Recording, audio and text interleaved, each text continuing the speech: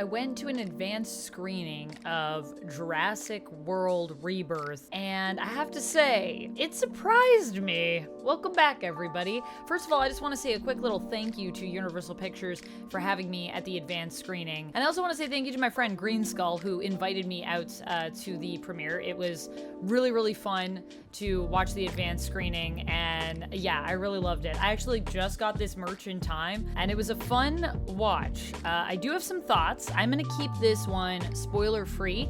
However, I will be doing a spoiler-filled review, and I'm gonna be dropping that one a little bit closer to the release, because I don't want to spoil it for everyone. So yeah, here's my thoughts on it, but we'll keep this spoiler-free so that if you're curious, this is safe. We'll start off with the opening of the movie. So the movie, the way it opens is, I think, pretty perfect. And now that's not even too much of a spoiler because a lot of the opening is given away in the trailer.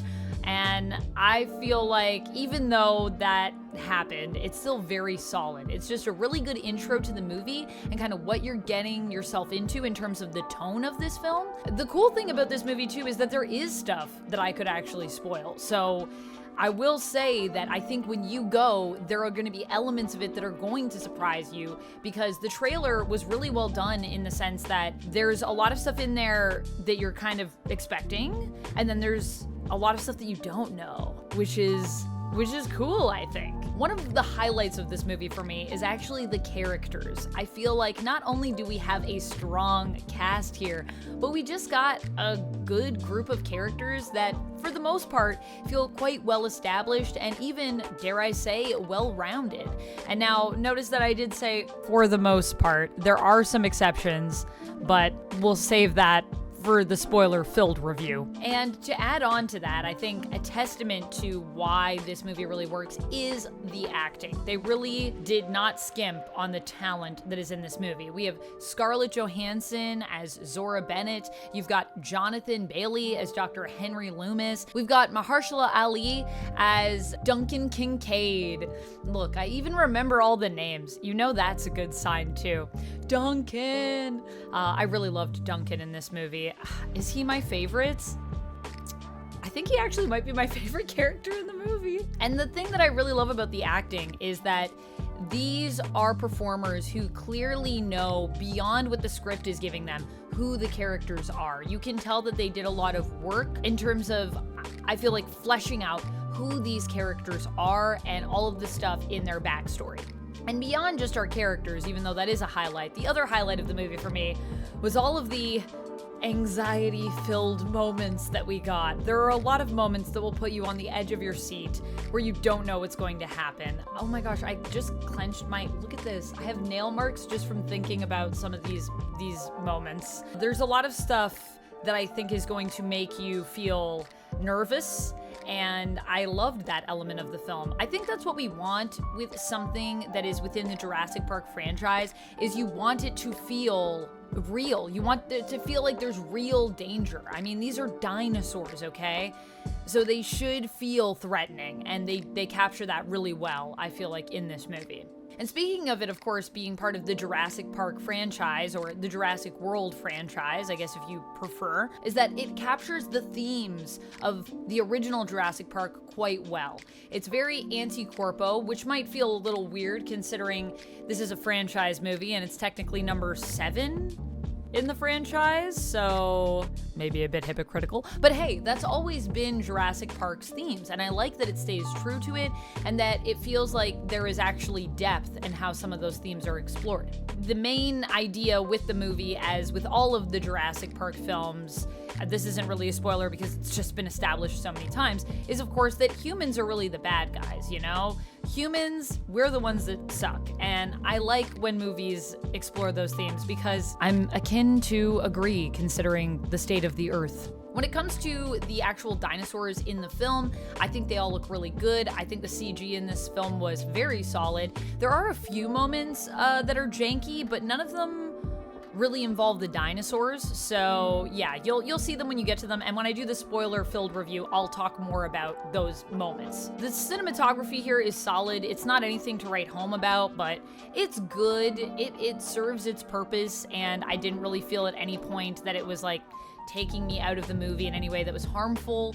I think the cinematography is just, yeah, solid. And it's good at telling the story in a way that feels like it makes sense. Which, you know, with movies with action is actually not always easy to do. So I'm gonna give the cinematographers a little bit of kudos on that one. So what were my issues with this movie? Well, I do have a complaint or two. I'm gonna save some of my other complaints for the spoiler-filled review because I can't really talk about them without getting into spoilers. So we'll just say this. Here's what I'm gonna say. This is a movie that has a lot of callbacks. I think there's actually going to be a lot of Jurassic Park fans that are going to enjoy that because there's a lot of callbacks to the first movie, which nostalgia bait is real, and I think there's gonna be a lot of people that watch this that are gonna be like, yeah, this is good, this is fun. However, I think there will also be people like myself, that will feel that at times the movie is a bit self-indulgent in that way. Now, if you aren't aware, this is a film which gets its script from the original screenwriter for Jurassic Park, actually, David Koepp. And he is clearly bringing some of that Jurassic Park energy to the script, which I did like.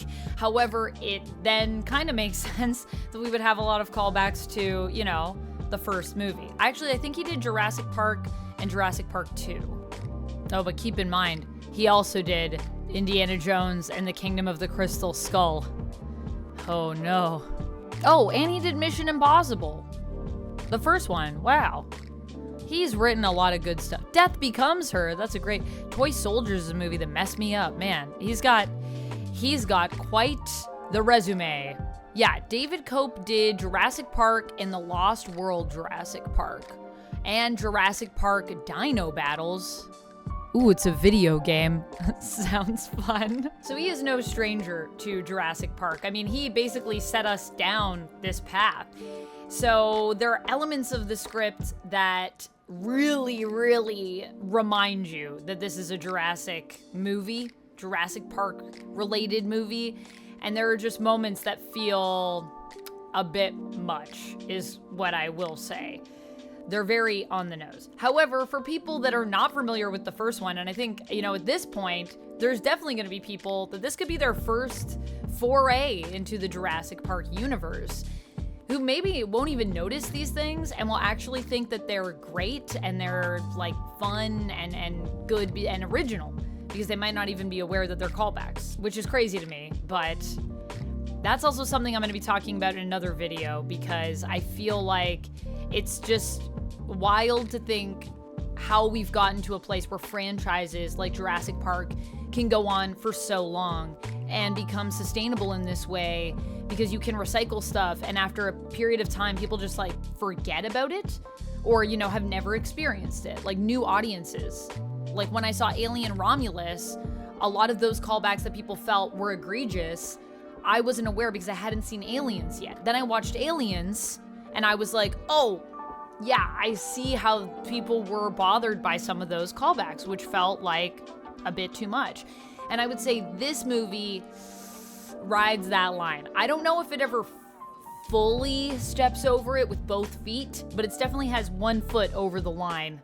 And that's just enough for me to point out that, we didn't really need that many. I wish the movie actually trusted itself a little bit more to do something new, but there's enough new here that I enjoyed it. I think overall, I'd give this movie a 4 out of 5.